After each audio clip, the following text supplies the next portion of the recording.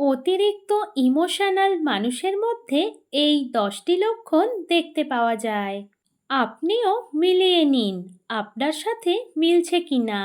Number 1, তারা অল্পেতেই রেগে যায়, আবার অল্পতেই রাগ গলে জল হয়ে যায়।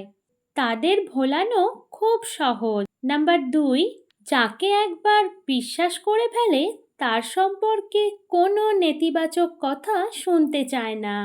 অন্ধের মতো বিশ্বাস করে এবং শেষে ঠকে যায়।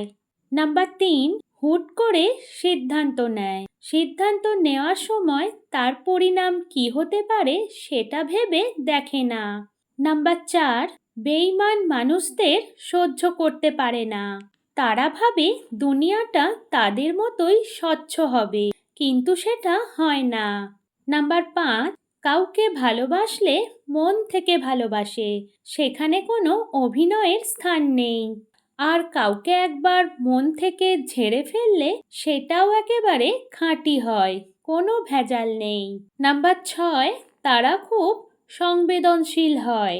মানুষের খোঁচা মারা কথা বা খারাপ ব্যবহারকে খুব সহজেই চিহ্নিত করতে পারে এবং সহজে সেটা ভোলে না।